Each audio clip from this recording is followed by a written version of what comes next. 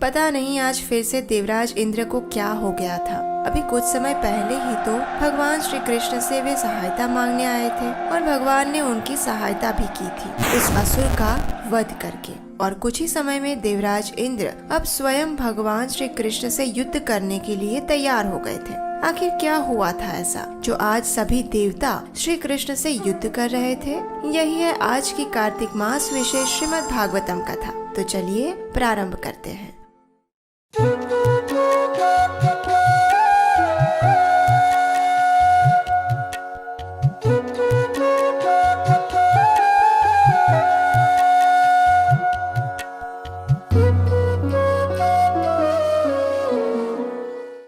हरे कृष्णा।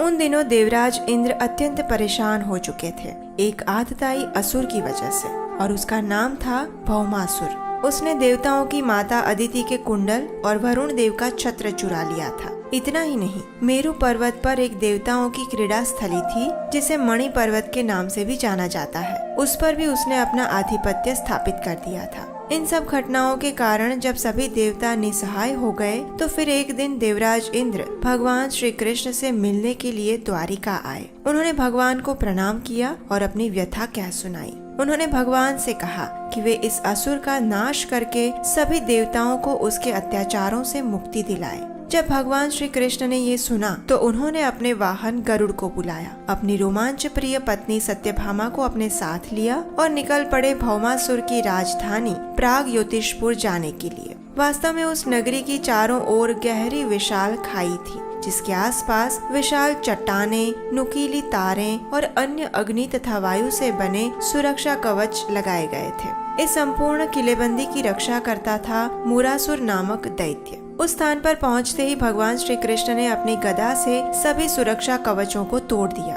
फिर उन्होंने अपना शंख बजाया जिससे कि किले की रक्षा करने वाली सारी जादुई शक्तियां नष्ट हो गई। ये सब देखकर शत्रु सैनिकों के हृदय दहल उठे। भगवान के शंख की आवाज सुनकर उसी खाई में सो रहे मुरासुर की नींद भी खुल गई। वो अत्यंत क्रोधित हो गया और अपने चमकते हुए शरीर के साथ वो खाई से बाहर आया। उसके 5 मुख थे और वो ऐसे दहाड़ रहा था मानो अपने 5 मुखों से संपूर्ण ब्रह्मांड को निगल जाएगा। उसने जोर से गर्जना करते हुए अपना त्रिशूल गरुड़ की ओर फेंका, लेकिन वो गरुड़ तक पहुँचे उससे पहले ही भगवान ने अपने बाणों से उसके 2 टुकड़े कर दिए। फिर उसने अपनी गदा से भगवान पर प्रहार किया और उसी क्षण भगवान ने उसके सभी मुख बींध दिए। जब उसके सभी अस्त्र शस्त्र समाप्त हो गए तो उसने दोनों हाथों को ऊपर उठाया और वो श्री कृष्ण की ओर भागने लगा। तभी भगवान ने अपने सुदर्शन से उसके सभी सिर काट दिए और वो जिस खाई से आया था उसी खाई में मृत होकर गिर पड़ा।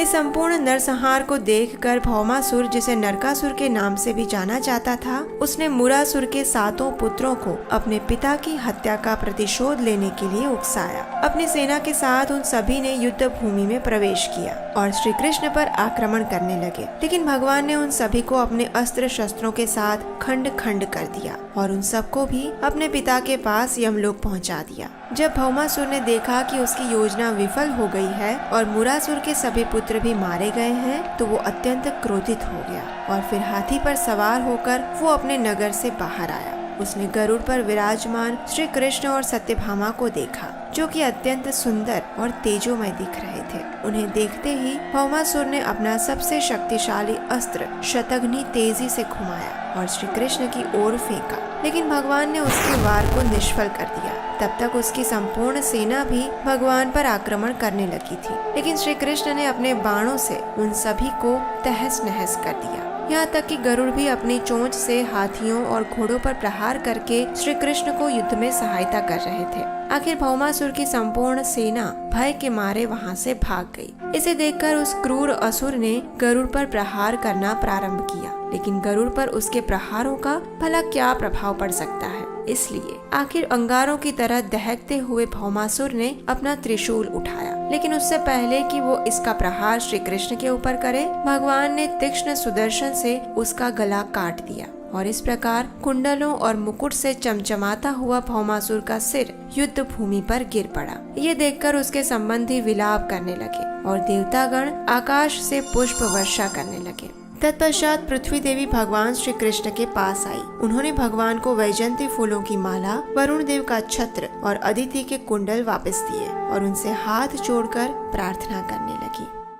नमस्ते देव देवेश शंख चक्र गदाधर भक्तेच्छोपात्त रूपाय परमात्मन् नमोस्तुते।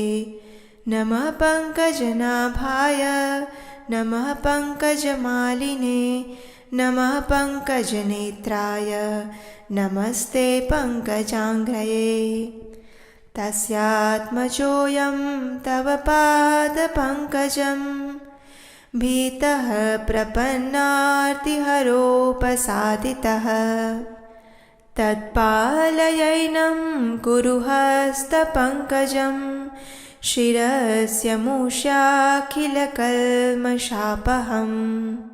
हे देवाधिदेव, हे संपूर्ण सृष्टि के स्रोत, कृपया मेरा प्रणाम स्वीकार करें। ये भौमासुर का पुत्र भगदत्त है। आपसे भयभीत होते हुए भी वो आपकी शरण में आया है। कृपया इसके सिर पर हाथ रखकर इसे अपना आश्रय प्रदान करें भगवान।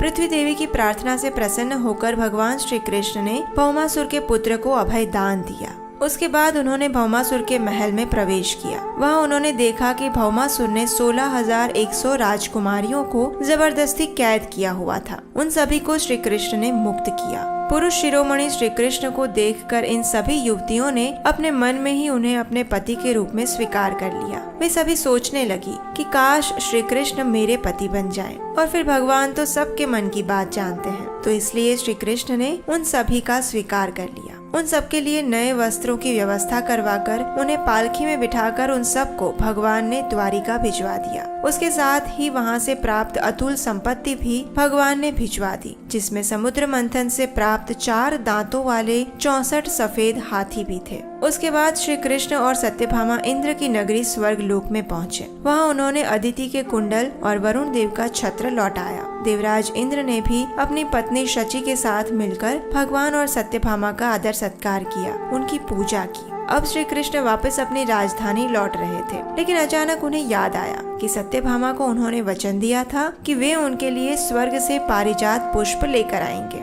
इसलिए भगवान की आज्ञा पाते ही सत्यभामा ने स्वर्ग से पारिजात वृक्ष उठाकर गरुड़ पर रख दिया। अब इसके लिए भगवान ने देवताओं से तो पूछा नहीं था, और पूछे भी क्यों? आखिर इस सृष्टि में जो भी संपत्ति है उसके एकमात्र स्वामी तो वही है। लेकिन देवताओं को ये बात बिल्कुल अच्छी नहीं लगी। उन्हें श्री कृष्ण की इस बात पर क्रोध आया, और इतना क्रोध आया कि वे सब अब श्री कृष्ण के सामने युद्ध करने के लिए आ गए। लेकिन भगवान का सामना वो कहाँ से कर पाते? तो बस इंद्र और सभी देवताओं को पराजित करके भगवान पारिजात वृक्ष लेकर द्वारिका वापस आ गए और उसे सत्यभामा के आंगन में लगा दिया। अब देखिए, यहाँ आश्चर्य की बात ये लग सकती है कि अभी अभी तो सारे देवता भगवान की पूजा अर्चना कर रहे थे, और इतनी देर में ये सब भगवान से युद्ध करने लगे, और वो भी पारिजात वृक्ष के लिए। तो इस बात को कैसे समझे? तो हमारे आचार्यगण बताते हैं कि जब शास्त्रों में ऐसे विरोधाभास देखने को मिले तो समझना चाहिए कि ये भगवान की लीला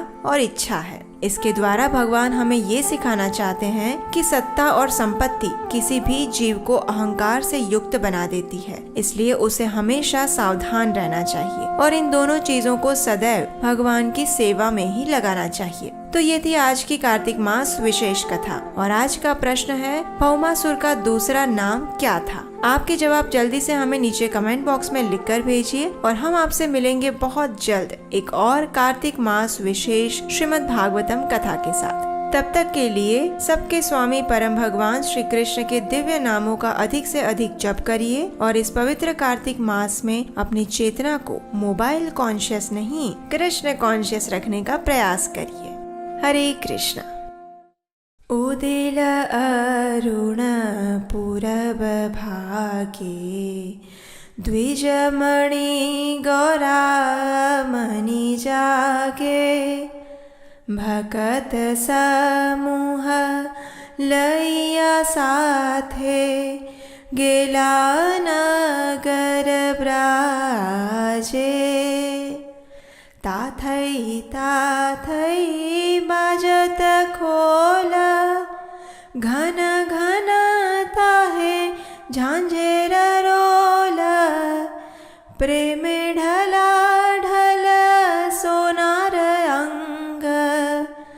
चरणेनो पुरबाजे मुकुंद माधव यादव हरि बले न बल रे वदन भरी मीछे निदवशे गेल रे राती दिवस शरीर साजे उदिल अरुण पूरब भागे द्विजमणि गौरामणि जागे भगत समूह लैया साथे गेला नगर ब्राजे